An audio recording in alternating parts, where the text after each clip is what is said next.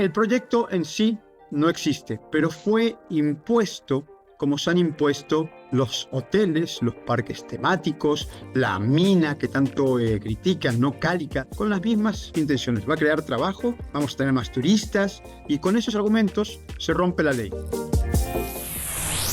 Esto es Punto de Reunión.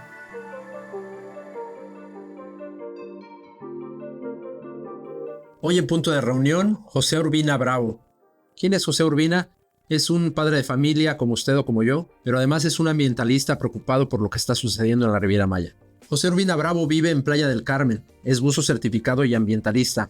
Pepe Tiburón es fundador e integrante del grupo Sélvame del Tren, desde donde ha promovido recursos legales en busca de frenar la devastación de la selva, particularmente en el tramo 5 sur del Tren Maya, que amenaza con contaminar mantos freáticos, destruir la selva y la red de cavernas de la zona.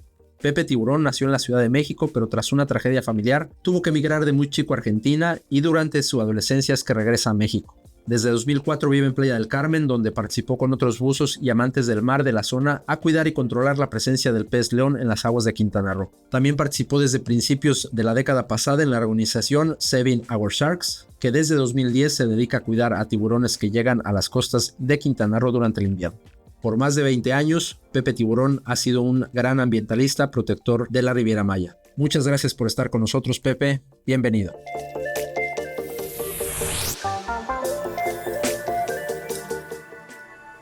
Hola, ¿qué tal? Pues bien, muchísimas gracias, Pepe, por esta entrevista. Para nosotros es un gran honor tenerte aquí con nosotros, con nuestros guardavidas. Es una temática súper importante y de mucha envergadura lo que tú estás siguiendo. Entonces, me gustaría que empezáramos por ahí, que nos dijeras un poquito cómo es que te nace esta pasión. Entiendo que desde joven tuviste la oportunidad de ser defensor de una zona de árboles que estaban talando en Ciudad de México y después las invitaciones que tuviste también ya en la zona de la Riviera Maya para detener este proyecto de inversión asiática desde China, pero ¿quién mejor que tú para que nos lo cuente?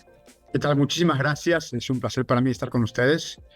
Pues creo que todo empieza con la educación, ¿no? Desde chiquito mi familia nos enseñaba pues que a no tirar basura, por supuesto, y mi tío era muy de enseñarnos a recoger la basura aunque no fuese nuestra. Era una cosa que me quedó grabada desde que era yo muy niño. Y eso lo llevé a muchas partes donde viví alrededor del mundo. He vivido en países que no tienen ningún cuidado por el medio ambiente, ¿no? Que son famosos por ser sucios, y en otros que es espectacular, que es increíble, cómo no hace casi falta que alguien lo esté barriendo, limpiando, porque la gente no lo ensucia. Creo que todos tenemos el poder de vivir en un mundo mejor, cuidando, ¿no? El espacio que está a nuestro alrededor nada más, ¿no? Con claro. Eso es suficiente. Pero como buzo, el espacio que está a mi alrededor se extiende, ¿no? Se extiende al arrecife, se extiende a la playa, se extiende al manglar. Como buzo de cuevas, se extiende a la selva y se extiende a los cenotes, ¿no? Entonces, poco a poco te vas comprometiendo a cuidar a las tortugas y de repente te encuentras en campañas completas o cuidando tiburones, como fue mi caso, ¿no? Que me envolví mucho cuidando tiburones. Y aquí, pues, los cenotes son un lugar místico, ¿no? Es un lugar que te conecta con cosas que ni siquiera sabías que tenías adentro tuyo, ¿no? Es un viaje al pasado, es un viaje a una dimensión que todavía no sabemos definir, ¿no? Como cuando todo esto era el océano, cuando los dinosaurios estaban aquí, no encontramos fósiles de seres humanos que tienen 13.500 años. Entonces te genera una veneración. Y de esta veneración nace tu afán de protegerla, ¿no? Entonces, cada vez que sucede algo que lo está afectando, ya sea un desarrollo hotelero, un campo de golf, lo que sea, siempre nos hemos encontrado con gente que se siente similar y nos unimos y lamentablemente la mayor de las partes de las veces perdemos. Esta es la realidad, ¿no? Si no perdiéramos, el Caribe sería diferente, habría más manglar, habría más playas, tendríamos más verde y lo hemos ido perdiendo, se nos escapa el Caribe de entre los dedos porque ya sea el gobierno que sea, llegan con permisos maquilados o sin permisos pero dispuestos a pagar la multa y después cómo recuperas un manglar, por ejemplo, ¿no? Cómo recuperas un cenote. Entonces, creo que en un momento tienes que tomar... Afortunadamente la parte de que haya cada vez más personas con este nivel de conciencia por proteger nuestro entorno, por entender que todos somos uno y que si no nos cuidamos y si no cuidamos nuestro entorno y nuestro medio ambiente, de pronto a la naturaleza no le va a importar.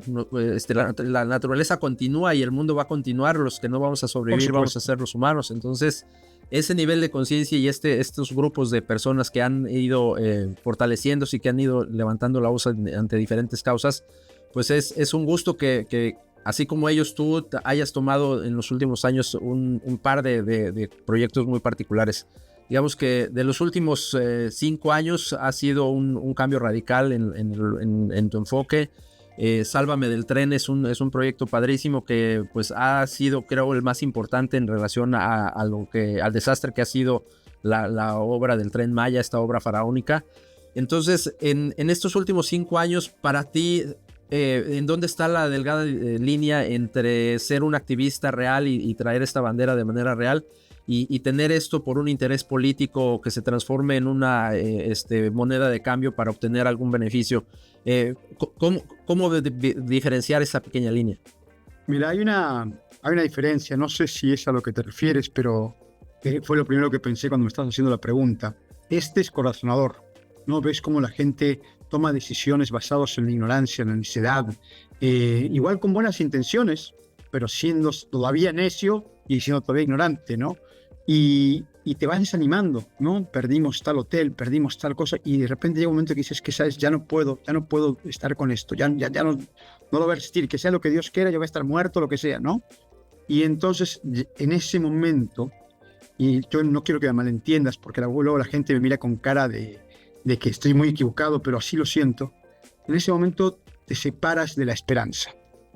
La esperanza es un punto débil, porque se puede perder, ¿no? O sea, te vence el sistema, ¿no? Pusieron tal hotel, ¿dónde está el Cancún que amábamos? ¿Dónde está la Playa del Carmen que amábamos? Entonces, si pierdes la esperanza, te puedes rendir. En cambio, si tú decides defender tu hogar, si tú decides defender el agua, defender la selva, aún sabiendo que vas a perder, te conviertes en un verdadero defensor de la naturaleza, ¿no? Y como tú decías, ¿no? La naturaleza va a seguir adelante. Lo haces por ti mismo, lo haces por tus hijos, lo haces por la gente que amas, lo haces por ver a otro niño correr entre los árboles, por saltar al agua. Pero creo que la gran diferencia es esa, cuando uno toma una decisión, se aferra a ella y se define por esa decisión. Creo que es claro que se tomaron muchas malas decisiones, se brincaron muchas leyes, no se entregaron los reportes y los documentos que se tenían que haber entregado sobre estudios de impacto ambiental y de muchos tipos.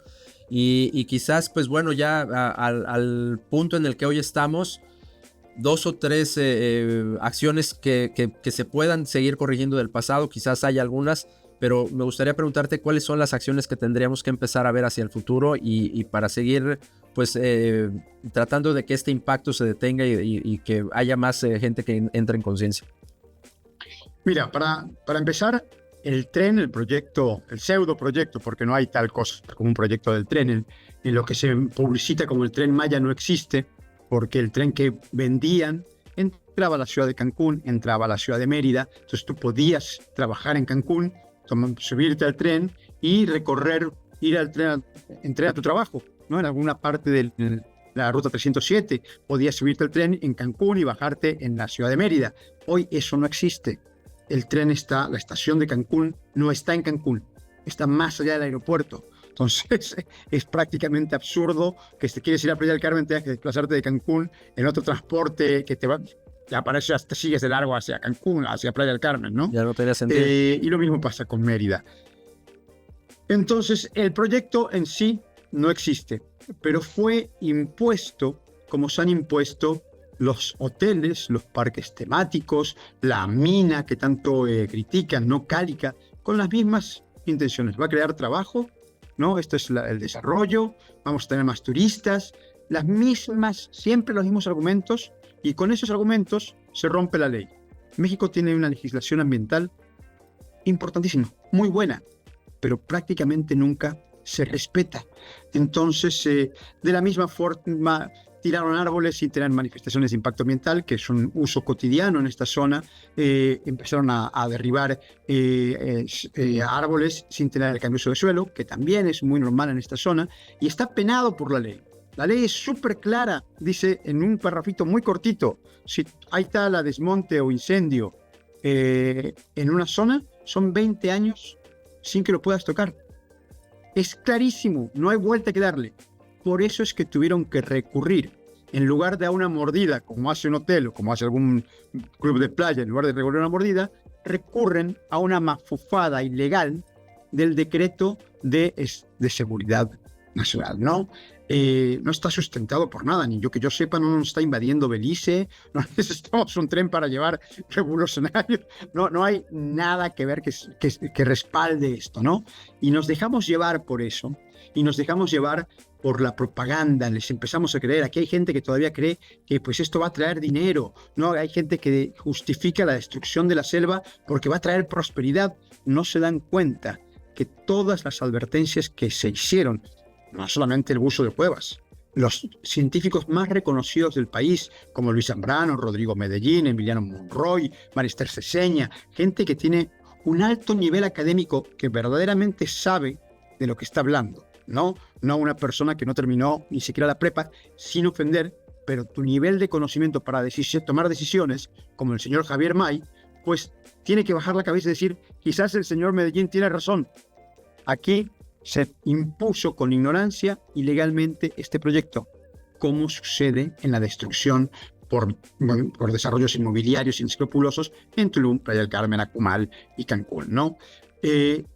Entonces, este tren lo único que hace es extender esta forma tan vil, tan ruin de hacer las cosas dentro de la selva. La ha infectado, la violó, y la violación se está infectando de proyectos parasitarios, ¿no? Condominios por aquí, hotelitos por acá, y así va. El impacto no va solo en los 1.800 kilómetros cuadrados de selva que talaron. El impacto se va a ir hacia todo el colateral de esa mancha urbana mal planeada también, y que va a traer ciertas consecuencias. Va mucho más allá. Exactamente. De todas formas, me gustaría hacer una gran división entre los tramos 1, 2, 3 y 4, que tenían un impacto social mayor que ambiental. No, sí hubo problemas ambientales, pero el impacto social en esos tramos es mayor. Las comunidades se vieron engañadas, no hubo las consultas como se tenían que hacer, hubo una problemática que todavía tienen procesos legales vigentes, con suspensiones definitivas, que están siendo violadas también. Y el tramo 5, 6 y 7, la violación es ambiental. No se viola a la selva virgen, al acuífero. Y esto es lo que advertíamos, ¿no? Esto es lo que, por favor, protege lo que nos está quedando. Pero ¿dónde estabas cuando se hizo Cálica? Pues yo estaba en la secundaria.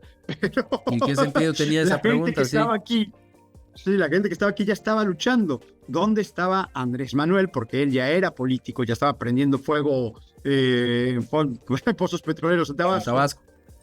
¿Dónde estaba? Él podría haber hecho algo para detener Cálica, pero no tiene sentido, no tiene importancia. Lo que importa es el ahora. Aprendimos de los errores del pasado y eso es lo que tenemos que cambiar. Y esa es mi respuesta a tu pregunta. Tenemos que dejar de hacer las cosas como el pasado, porque esos pasos que seguimos, justificados o no, nos trajeron a un punto donde estamos en un país al borde de la crisis hídrica como nunca antes. Están a punto de quedarse sin agua en Monterrey, en la Ciudad de México, aquí y allá. Aquí que tenemos tanta agua, ya hay estrés hídrico. Estamos siguiendo paso por paso la receta a la desertificación de la Riviera Maya. Parece mentira, pero sí es así. Como nunca antes, sí. Y hoy tenemos alternativas. Hoy no es como antes, que no sabíamos el daño que estábamos haciendo. Hoy sí se podría haber construido un tren en la carretera con un impacto mucho menor en una zona que ya estaba impactada. Entonces, reparar el daño causado y poner un tren que verdaderamente le sirviera a la población, que en lugar de usar diésel mágico, utilizara hidrógeno. La misma compañía, Alstom, que inaugura aquí este tren, que es la verdad, cualquier persona que ha viajado un poco, es un tren conurbano de los 90s, 2000s, de cualquier parte de Europa, no tiene ninguna particularidad que admirarse. Es un tren, ya está, plano y llano. La misma compañía está inaugurando en Italia un tren que utiliza una carga de hidrógeno y recorre más de 1.000 kilómetros. Argentina acaba de inaugurar un tren que funciona solamente con la energía solar. Y nosotros seguimos peleándonos por un tren que te dicen que es eléctrico, que todavía no funciona con electricidad, pero no importa, porque ya sea que tenga diésel el tren o se genere electricidad con diésel en otra parte, sigue siendo un viaje igual de al contaminante. pasado. Sí. Entonces, lo que tenemos que hacer es entender que las decisiones que tomamos en el pasado nos trajeron a un punto que tenemos que cambiar. Este rumbo no está bien. Entonces, no tenemos que seguir impactando la selva, la tenemos que proteger. Cada decisión que tomamos tiene que ser sopesada por el derecho al medio ambiente sano. Si yo no estoy afectando tu derecho al agua limpia, al aire limpio, puedo desarrollar, puedo construir mi hotel, puedo construir. Si mi construcción está afectando tu derecho al agua limpia, no se puede hacer, por mucha lana que le quieras poner. Le quieras meter. No se puede hacer. Hace unas semanas presentaste en tus redes sociales un video que hiciste en una de tus inversiones en los alrededores de un cenote o de un pedazo de cenote, y hiciste una revelación que ha sido completamente ignorada. ¿Nos podías platicar un poquito de esto, de las afectaciones que hay del cemento que encontraste, de qué se trata esto y por qué es importante? El proyecto del tren, que en un principio decía que iba a pasar a ras de tierra, y no sé, fue cuando todos alzamos la voz diciendo es imposible. Hay demasiados incidentes kársticos, como los llaman ellos, es decir, bóvedas y cuevas para que el piso soporte un tren y su peso y su vibración.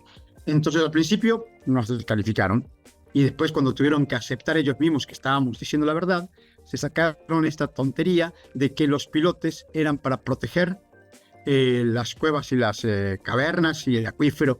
Y nosotros decíamos, perdóname, pero un cenote no necesita un pilote para estar protegido, necesita árboles. Y el proyecto ha talado más de 10 millones. Entonces no engañas a nadie con esta demagogia, es absurdo, ¿no? Estos pilotes rompen el suelo buscando encontrar sustento, pero no hay tal. Toda la península, todo el bloque de caliza que es la península, está conformado por un sistema muy poroso, de domos más chiquitos, más grandes, continuamente. Entonces, no importa qué tan profundo vayas, siempre vas a tocar el suelo, con huecos, que a su vez es el techo de otra bóveda más profundo. Correcto. Así es. Por eso han tenido que sacarse de la manga miles, 17,000, no lo sé, de estos pilotes. ¿Vale? Porque tienen que repartir el peso y la vibración de este tren. Entonces, si colapsan uno o dos, no importa, estás distribuido en los demás. Con todos los demás. Entonces, todo el tren está soportado sobre un terraplén con losa o con estos domos. Para construir este terraplén, se tuvieron que dinamitar grandes extensiones de selva, para obtener el material pétreo para y hacer estas montañas de terraplén. Hoy por hoy, hectárea por hectárea, lo que ha producido en la construcción del tren en minas alrededor, minas parasitarias al tren, ya supera el daño provocado por Cálica, que es otro gran ecocidio. No lo voy a defender nunca, Cálica, es un ecocidio que fue legal. A alguien en Semarnat les dio los permisos, pero sigue siendo un ecocidio. Este proyecto es ilegal y ya ha superado el daño que provoca Cálica. Toda esa tierra se acumuló y se utilizó para nivelar el suelo selvático, porque es tremendamente irregular. Y eso significa rellenar dolinas, rellenar cenotes. Lo hemos visto con nuestros propios ojos. Un cenote no tiene que ser enorme, no tiene que ser precioso. Con que sea un agujero que da acceso al agua, ya está cumpliendo con un servicio ecosistémico. Para la fauna es vital.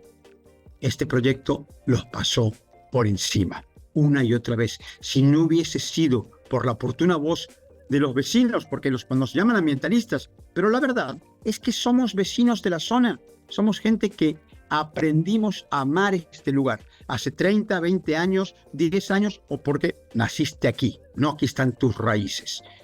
¿Y podemos hablar de que uno de los daños sea la posible desertificación? Sí, así ya voy. Entonces, estos cuando van avanzando, van haciendo agujeros y los agujeros para meter unos popotes metálicos que van a tener una estructura metálica también, y después le van a verter el concreto. La idea es hacer un pilote, ¿no? Entonces lo están haciendo directamente en el acuífero, porque no tienes que llegar a un domo. Toda la piedra de aquí está empapada de agua. Entonces, donde hagas un agujero, estás en el acuífero. Entonces, están impactando el agua. Y entonces la idea es que no se derrame nada de concreto, pero pues esto no es una camisa completamente sellada. En todas partes se derrama un poquito más. Pero sabemos que ha pasado, que en muchos lugares estas camisas han dejado salir el concreto. Se llenan con 30 metros cúbicos más o menos de concreto, dependiendo el largo, porque pueden ser hasta de 50 metros. Más alta, sí. Pero el otro día, buceando en un sistema, encontré unas de estas que estaban rotas. Y el daño estimado solamente de esa pila es de alrededor de 250 metros cúbicos de concreto derramados directamente al acuífero. Un daño sin precedentes. Esto no está entregado en ninguna manifestación de impacto ambiental, no se tolera de ninguna parte, es un delito, es un crimen. Se tiene que parar la obra, alguien tiene que pagar por este daño, a alguien lo tiene que reparar y sobre todo se tienen que tomar decisiones para que no vuelva a pasar, porque cada uno de estos miles de pilotes significa que hay un riesgo similar, como ha sucedido en Garra de Jaguar, donde no estábamos debajo del agua, pero llegó el cemento a un lugar que es uno de los lugares más preciosos del mundo. El valor cultural que tiene esa cueva, entre fósiles, entre vestigios arqueológicos, la zona de vida para jaguares, pumas, ocelotes, aves, murciélagos. Es un lugar que solamente por estar en Quintana Roo, toda la Riviera Maya debería ser una zona protegida, solamente por esa cueva. Y nosotros estamos tirando cemento. Entonces contaminamos el agua. Contaminamos el agua que viene de la selva, arrasamos con la selva que es la que produce el agua, ¿no? La lluvia cae, acaricia los arbolitos, se filtra, llega al acuífero y el agua corre por ríos subterráneos hacia el manglar, los pastos marinos y finalmente el arrecife. El Caribe, el color del Caribe, todo lo que sucede en el arrecife está completamente conectado con la selva, con las cuevas. Entonces, ¿qué sucede? Que la primera parte del subterráneo es un lente de agua dulce, ¿no? El agua que nosotros bebemos. Esa parte que está allí está en movimiento continuamente. Llueve, crece, no llueve, sube, baja un poquito, natural, ¿no? Ajá. Abajo de este lente de agua, como si estuvieses en la orilla del mar, hay agua salada. El agua que se filtra por debajo de las piedras. Agua de mar. Hay tanta agua de mar que sabemos que por debajo de la tierra se conecta por debajo de la península se conecta el Golfo de México y el Caribe. Imagínate qué tan profundo va esto, ¿no? Entonces, tenemos este pequeño lente que dependiendo a dónde estemos va a tener 25 metros o 12 menos, y debajo de eso tenemos agua salada. Si nosotros eliminamos la forma de crear agua dulce, cada vez vamos a tener menos agua dulce. Y si además de eso, cada vez somos más consumiendo agua dulce, cada vez vamos a tener menos agua dulce. Pero no es que ese domo se va a quedar vacío. Lo que va a suceder es que el agua salada que está por debajo va a subir, va a tomar su lugar. Su propio nivel, sí. Entonces va a ser como si tomaras agua de salobre. Cada vez más salobre, sí. Cuando hacías un pozo en la playa y que llegabas al agua y es agua salada, cada vez esa agua salada va a estar más dentro de la tierra. Entonces nosotros como sociedad vamos a desalinizar el agua.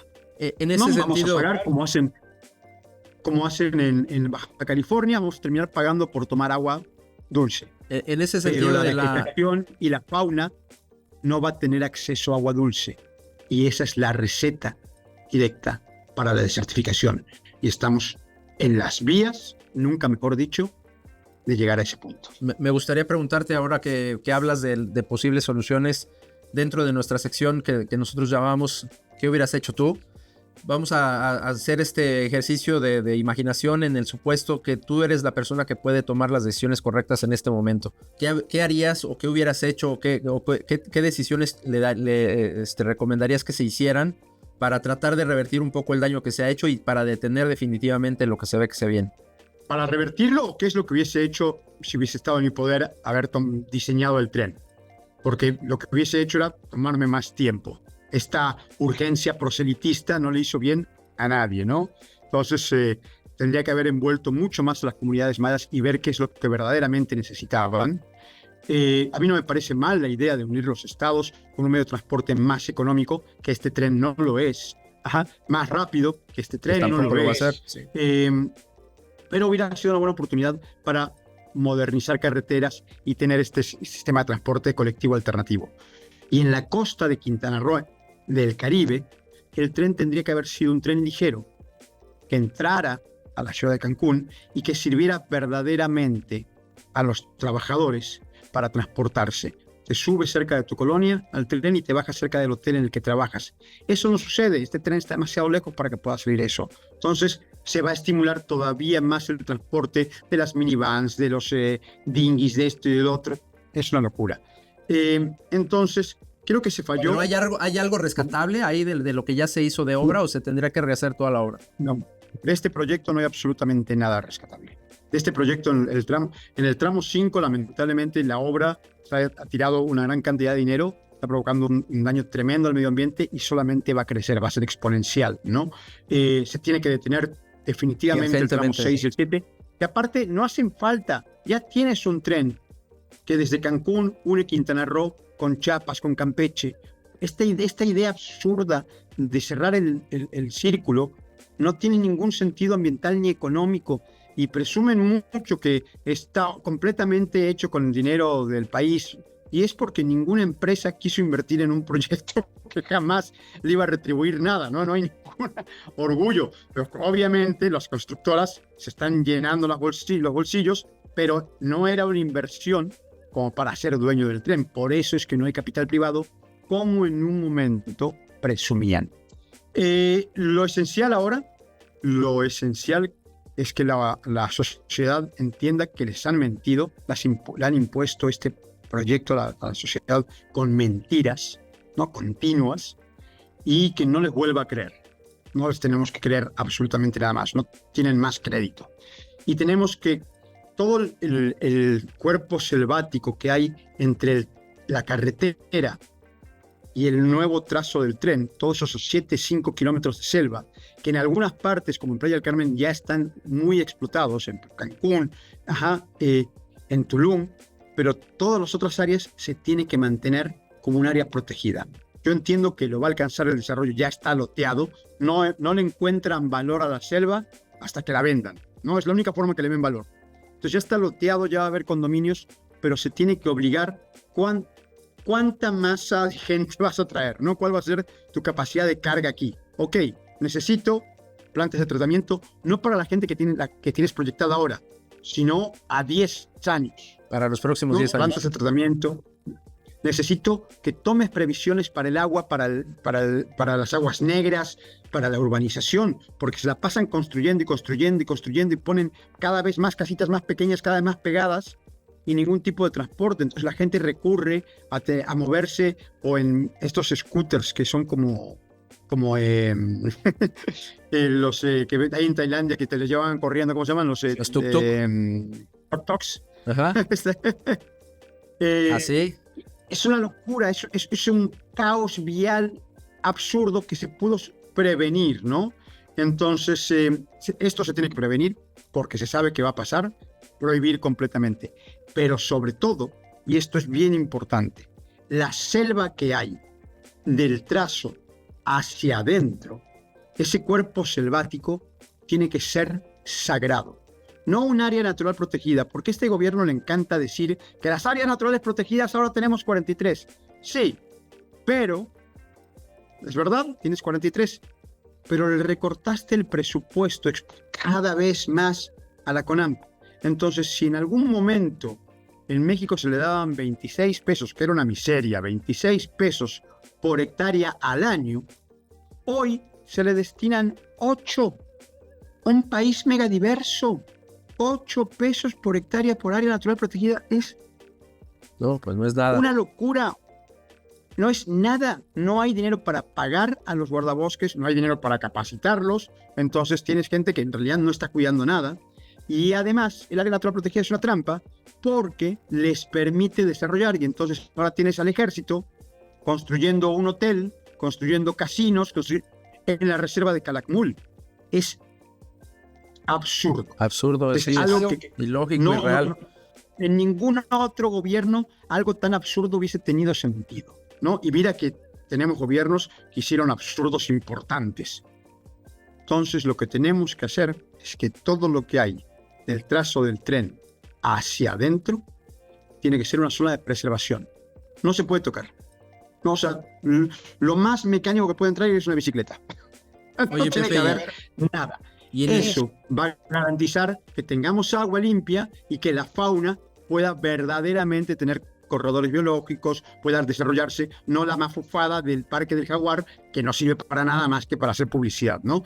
Entonces, la sociedad tiene que dejar de creer las promesas y empezar a tomar decisiones por lo que ha hecho la gente, sus políticos. Al momento de votar, votar por lo que hizo la gente, no por lo que te promete que va a hacer, ¿no? Oye, y en y el sentido envolverse del peligro que representa en la circulación actual, y cuando ya esté en funciones, pues de manera un poquito más regular, ¿hay algún tipo de riesgo para las personas, que haya un hundimiento, que se dé una catástrofe, que se vaya todo el tren a una caverna, por ejemplo, por estas deformaciones que se van a ir dando en los pilotes, en los soportes, etcétera?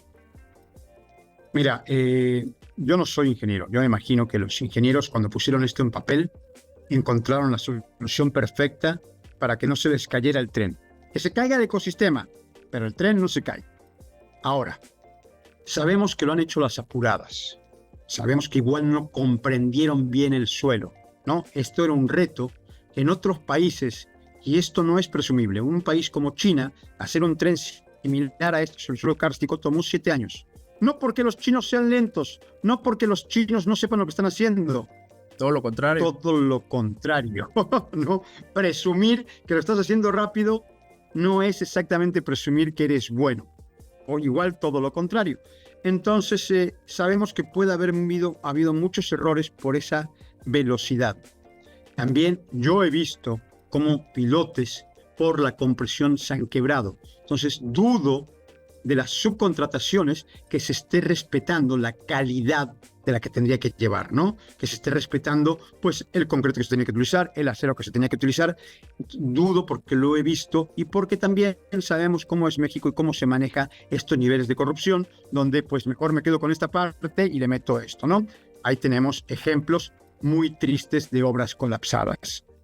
Y ahí que la suspensión de actividad sería inminente, ¿no? Si tuvieras también ese poder de decisión, sería detener sí, el uso. Si a mí me preguntaran, Pepe Tiburón, ¿qué quieres hacer con esto? En este mismo paro absolutamente todo y siendo responsable con los recursos de la gente gastados en esta obra, quizás pondría en marcha un gran programa de mitigación. ¿Cómo se va a solucionar esto? Y hay alguna forma de rescatar lo que se ha hecho sin impactar, sin dañar el medio ambiente, ¿no?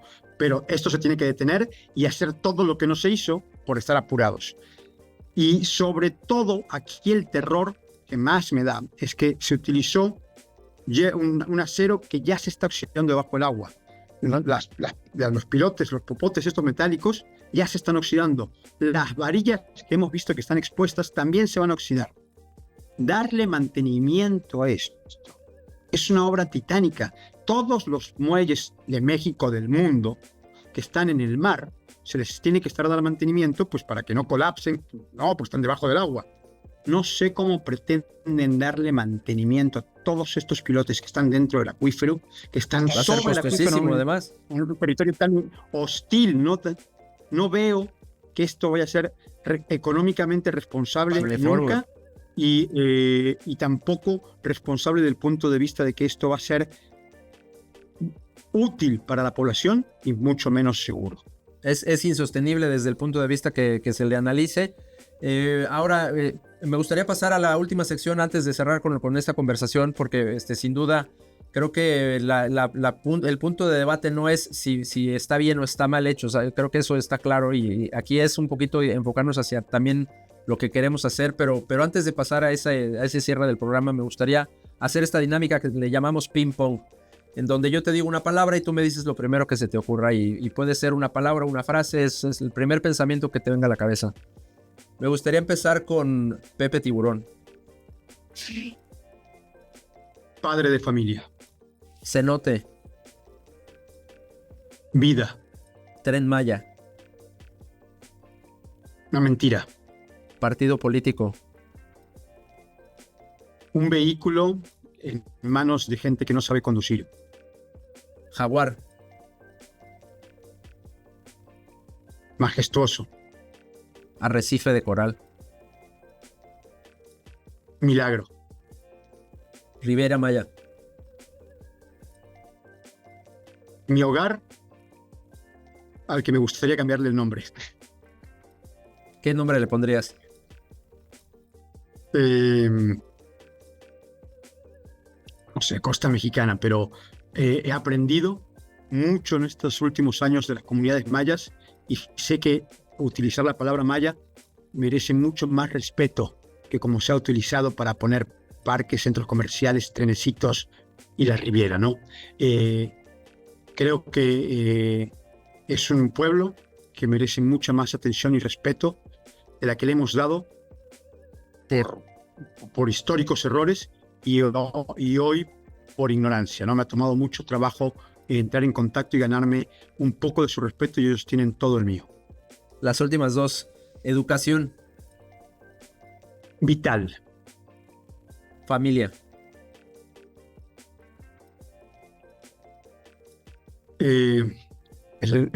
Las raíces, el fundamento, el motor, el latir del corazón.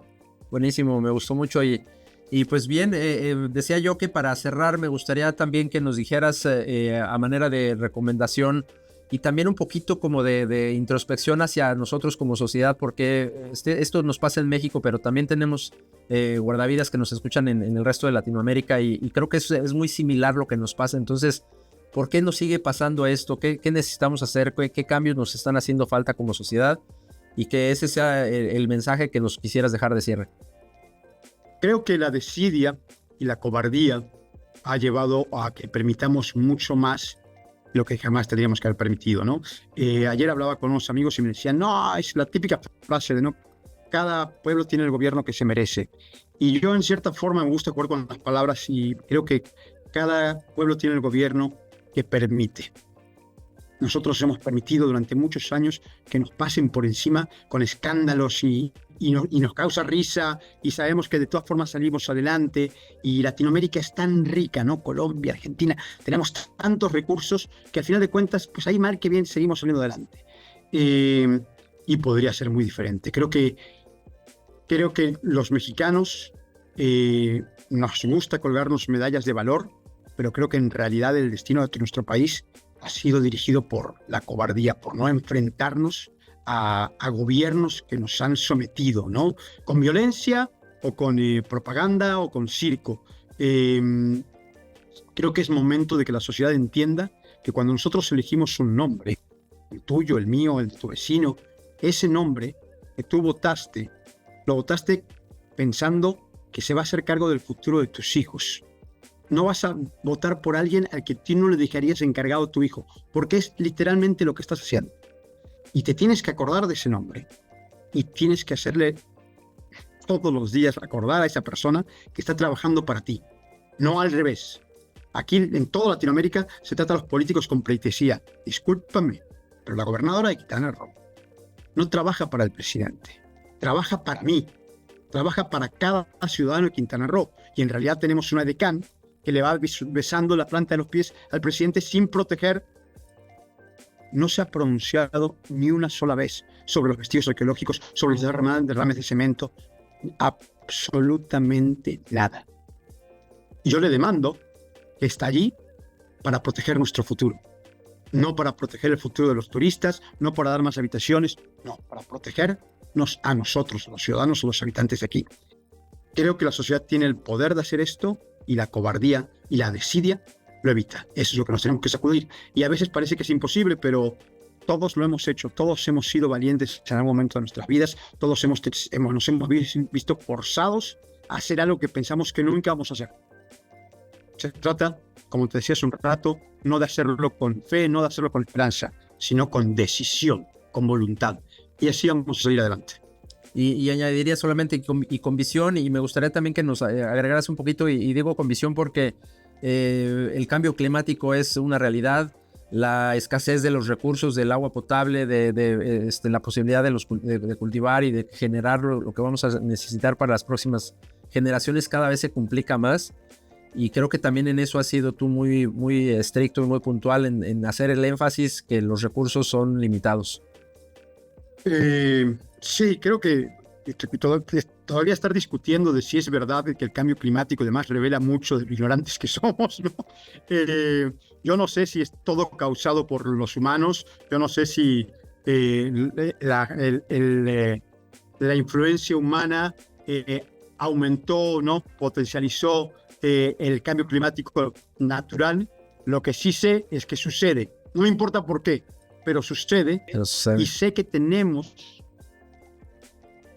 la mente y la necesidad de hacer algo al respecto. Y cada vez es más urgente, ¿no? O sea, ahorita en la Ciudad de México no tienen agua. ¿Qué están esperando? ¿Qué más necesitan para saber que tomaron malas decisiones y que tienen que dejar de tomar las mismas? Y tienes que escuchar a un gobernante que te dice, bueno, pues ahorita le voy a quitar el agua a otro estado. A Hidalgo, ¿no? Sí. Como yo ya no tengo, vamos a quitárselos a ellos. No es una solución, es repetir lo mismo, ¿no? Tenemos que tomar decisiones por muy difíciles que éstas sean y aunque te cuesten votos. Claro. Oye, para cerrar, Pepe, ¿cómo podemos saber un poquito más de este proyecto que tú sigues? ¿Cómo pueden saber más de ti? ¿Nos puedes hacer alguna recomendación de algún libro, alguna página web o alguna persona a quien seguir también? Con todo gusto es bienvenida. Bueno, en redes estamos como Sélvame del Tren, estamos en YouTube, en Twitter, en Instagram, tenemos representantes en TikTok, en Facebook, ¿no? Ahí hay mucha información. Yo entiendo que a veces es difícil de creer lo que ponemos, ¿no? Mucha gente dice, eso es el Amazonas, eso es mentira. Okay. Siempre están todos invitados a venir a la Riviera Maya y encontrarnos. Nos pueden encontrar muy fácilmente en redes y felices los llevamos porque sabemos que cada vez que llevamos a alguien al tramo se convierte en un aliado. Porque una vez que estás allí y ves el daño, es imposible, a no ser que estés sometido al que impone este proyecto. A otros intereses. Sí. Lo tienes que ver, ¿no? Entonces, en estas redes, y es bien importante, porque me llama mucha gente, me escriben y me dicen, oye, ¿por qué no haces algo por lo que está pasando en Guerrero? ¿Por qué no haces algo por lo que están diciendo? Y pues porque yo vivo aquí. No es que sea egoísta, pero mis recursos, mis herramientas, mi área de conocimiento es aquí. Pero sí, por favor, busca. Hay gente en tu estado que está preocupada igual que tú por defender su hogar. Defiende tu lago, defiende tu parque, defiende tu río, defiende tu hogar. Y poco a poco todos nos vamos a unir defendiendo nuestro hogar y vamos a hacerle saber a la gente que toma las decisiones que esto se acabó. Me quedo con eso, Pepe, muy interesante y hasta cierto punto de mucho ejercicio de conciencia que tendremos que tener.